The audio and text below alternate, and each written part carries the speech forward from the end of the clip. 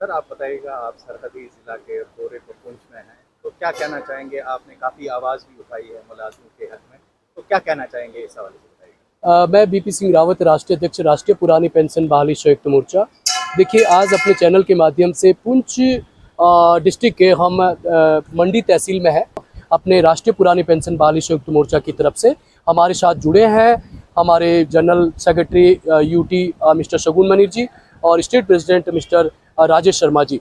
हमारी देश की जो सत्ता में बैठे हुए जो लोग हैं वो उनको बुढ़ापे का सारा पुरानी पेंशन नहीं दे रहे हैं। ये बहुत चिंता का विषय है।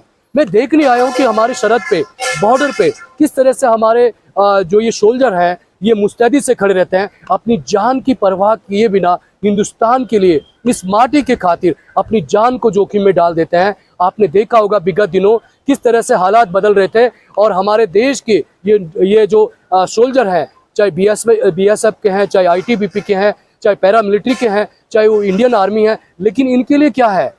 एनपीएस है।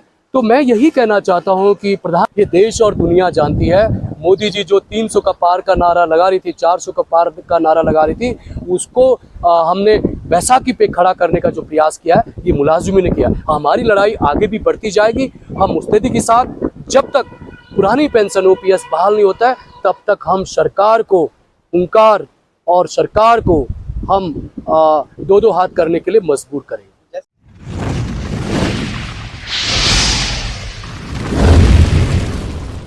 सर आप बताइएगा, आप सरहदी जिला के दौरे पर पुंछ में हैं, तो क्या कहना चाहेंगे? आपने काफ़ी आवाज़ भी उठाई है मुलाज़िमों के हक में, तो क्या कहना चाहेंगे इस हवाले से बताइएगा? मैं बीपी सिंह रावत, राष्ट्रीय अध्यक्ष, राष्ट्रीय पुरानी पेंशन बहाली संयुक्त मोर्चा। देखिए, आज अपने चैनल के माध्यम से पुंछ डिस्ट्रिक्ट के हम मंडी तहसील में है और मैं समझता हूं कि ये जम्मू कश्मीर का बहुत ही बॉर्डर और दुर्गम एरिया है और यहाँ तक हम पहुँचे हैं और इसका मैं पूरी तरह से जो यहाँ तक पहुँचाने में मैं शुक्रिया अदा करना चाहूँगा जो हमारे पुंछ डिस्ट्रिक्ट के डिस्ट्रिक्ट प्रेसिडेंट हैं मिस्टर अकबर अली जी। आपके स्नेह और प्रेम को मैं आभार व्यक्त करना चाहता हूँ। अपने राष्ट्रीय पुरानी पेंशन बहाली संयुक्त मोर्चा की तरफ से हमारे साथ जुड़े हैं हमारे general secretary UT mister Shagun Manir ji और state president mister Rajesh Sharma ji. मैं आपके चैनल के माध्यम से देश और दुनिया को ये कहना चाहता हूँ कि जो ओपीएस की बात हम कर रहे हैं लगातार, जो हमारे पैरामिलिट्री के जो ये जवान हैं, चाहे वो आईटीबीपी के हों, चाहे वो सीआरपीएफ के हों, चाहे वो एसएसबी के हों, चाहे वो बीएसएफ के जो जवान हैं, जो 2004 के बाद इसमें आए हैं, पैरामिलिट्री में आए हैं, आज वो सरहदों पे हैं, आज वो बॉर्डर पे हैं और मैं आज बॉर्डर पे भी देखने गया हूँ। वो अपने जान जोखिम में डाल के देश की रक्षा करते हैं, लेकिन हमारी देश की जो सत्ता में बैठे हुए जो लोग हैं वो उनको बुढ़ापे का सारा पुरानी पेंशन नहीं दे रहे हैं। ये बहुत चिंता का विषय है। मैं देखने आया हूँ कि हमारी सरहद पे, बॉर्डर पे किस तरह से हमारे जो ये सोल्जर हैं ये मुस्तैदी से खड़े रहते हैं, अपनी जान की परवाह किए बिना हिंदुस्तान के लिए, इस माटी के खातिर अपनी जान को जोखिम में डाल देते हैं। आपने देखा होगा विगत दिनों किस तरह से हालात बदल रहे थे और हमारे देश के ये जो सोल्जर हैं, चाहे बीएसएफ के हैं, चाहे आईटीबीपी के हैं, चाहे पैरामिलिट्री के हैं, चाहे वो इंडियन आर्मी है, लेकिन इनके लिए क्या है? एनपीएस है। तो मैं यही कहना चाहता हूं कि प्रधानमंत्री मोदी जी से, ये एनपीएस से काम नहीं चलेगा, यूपीएस से काम नहीं चलेगा, आपको ओपीएस देना होगा। ओपीएस से ही काम चलेगा। ओपीएस ही हमारा मुद्दा है, ओपीएस ही हमारी मांग है। तो सर जिस तरीके से आपने आवाज़ भी उठाई है, तो किस तरीके से उसको भी देखते हैं और आने वाले वक्त में क्या यकीन दहानी है कि सरकार इस पे कोई विशेष करेगी या नहीं? देखिए, हम लगातार विगत कई सालों से इस आवाज को बुलंद कर रहे हैं हर एक जगह से। आप समझ सकते हैं कि जब हम जम्मू कश्मीर के पुंछ जनपद में पहुंच सकते हैं, हम कश्मीर के लाल चौक से कन्याकुमारी तक हमने बाय रोड से हमने 18 दिन में इस यात्रा के माध्यम से इस आवाज को लेके चले हैं। हमने देहरादून से दिल्ली तक पैदल मार्च किया है।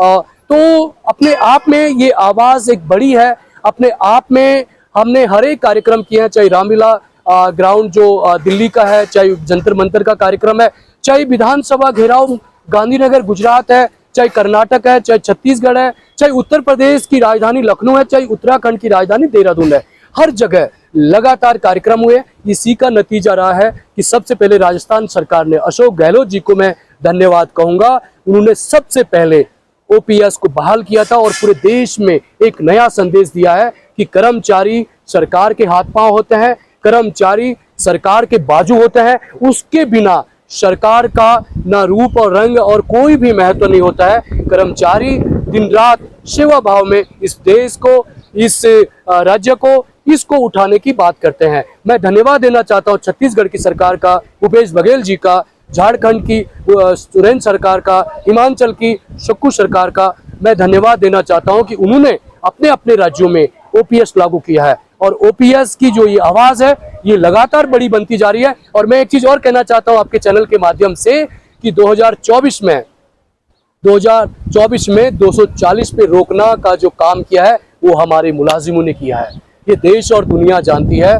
मोदी जी जो 300 का पार का नारा लगा रही थी, 400 का पार का नारा लगा रही थी, उसको हमने बैसाखी पे खड़ा करने का जो प्रयास किया है ये मुलाजिमों ने किया। हमारी लड़ाई आगे भी बढ़ती जाएगी। हम मुस्तैदी के साथ, जब तक पुरानी पेंशन ओपीएस बहाल नहीं होता है तब तक हम सरकार को हुंकार और सरकार को हम दो हाथ करने के लिए मजबूर करेंगे। जैसे जम्मू कश्मीर की सरकार अभी तक जो रहबरे तालीम टीचर हैं उनके लिए कोई खास कदम नहीं उठाई, देखिए ये हमारी जीत है कि जम्मू कश्मीर में जो अभी सरकार बनी है ये कर्मचारियों की जीत है और हम कोशिश करेंगे कि जो हमारे अब्दुल्ला साहब हैं ये ओपीएस बहाल करेंगे।